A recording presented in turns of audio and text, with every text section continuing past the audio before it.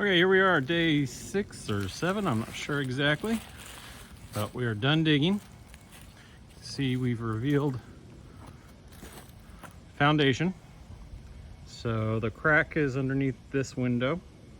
So what we're going to do is fill in some gravel, have a drainage pipe down here at the bottom, tie our downspouts into another pipe, retaining wall will go back here, pour new footing, and then backfill with some gravel, and then a soil separator, and then dirt on top. But it's looking pretty good. Tomorrow we're going to come in and power wash this foundation and repair the crack, and you can see where the brick meets the foundation. Going to do some repairs there as well, and then put a fresh coat of membrane over top, and I think that should solve it. All right, starting out the day, we got the foundation power washed and all cleaned up. So we're ready to start patching, and then put a new coat of membrane on, do the drainage, backfill, and sometime soon, hopefully be done with this. So I'm gonna come in with some hydraulic cement, patch these bigger cracks, patch along this whole seam, and then our crack causing a leak is actually under this window. It's a smaller crack. Let me go over there and show you.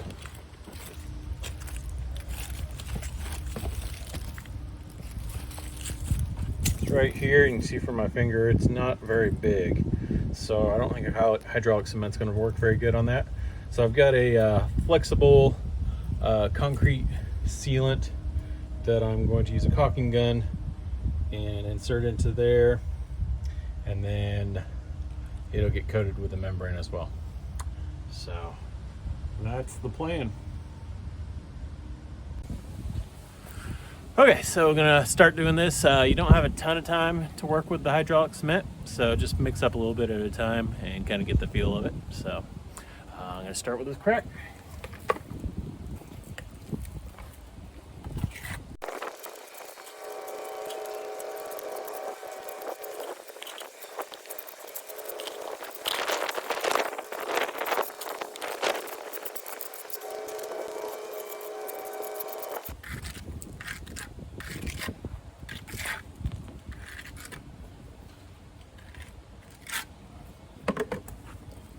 All right, there's the first batch. That was pretty thick right there, so it didn't go very far, but I'll mix up some more and keep going. All right, here goes the second batch.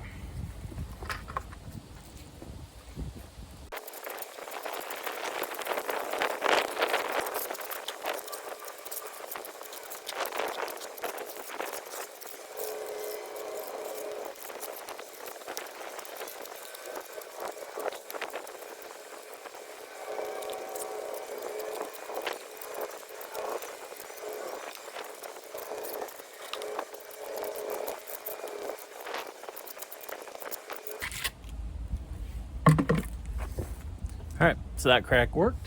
So we're just gonna keep moving along, fill that joint right there, and then move on to the next process. All right, here we go. Got the cracks patched with the hydraulic cement. So there's curing now. And kind of went up over the level of the brick, which is fine because the dirt will actually come up above. Actually, you can see the dirt level was up here before. So following along, we go and we come across the crack. So the crack came all the way from the footing, all the way up to right here. Then it followed along and went up.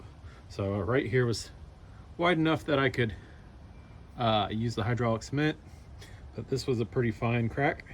So what I did was used a caulking gun and put a real fine tip on it and filled in the crack and held it where in the crack and pushed as much in as I could all the way from the bottom to the top. And then I opened up the spout a little bit more on the caulking gun and put a thick bead over top, and then I went along with a putty knife and forced it into that crack even further, and then smoothed it out. So this will be ready to be covered with a membrane within an hour. It's actually made for that, and it will dry with an elastic finished hardness, so it'll actually move and contract a bit. So if there is any more settling, hopefully that won't open up again. But we'll have the membrane coating as well, which will have some elasticity to it, and hopefully this will solve the problem. So next we're going to start over here, start painting on the membrane. We'll probably skip this for a little bit. We won't paint the hydraulic cement until probably tomorrow when it's cured. So that's where we're at. Thanks for watching. All right, so here's the coating we're going to use.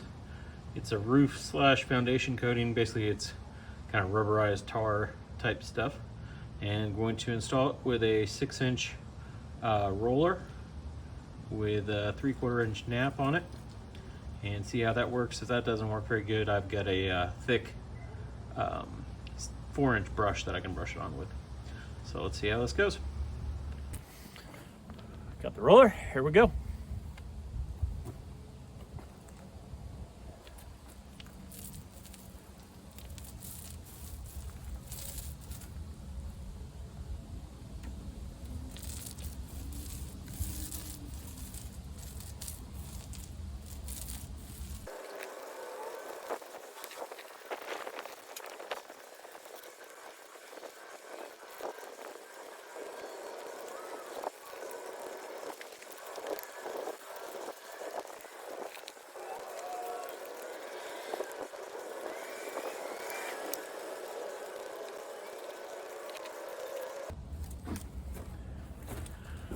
Okay, so that's how that kind of goes on. I'm going to finish up the wall, and then we're going to wait 6 hours, and actually I'll probably wait till tomorrow, put a second coat on, and then we got to wait 36 hours before we can backfill.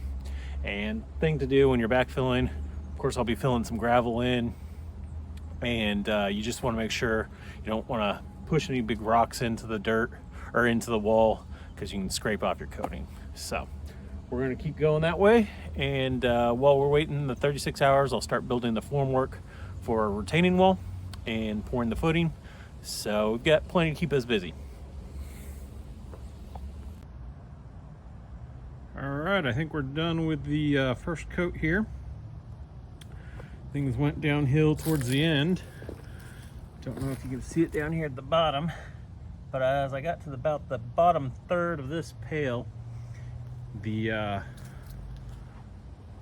whatever this stuff is, mastic tar, basically got real thick, and I was able to just roll it on, keep rolling it, no problem.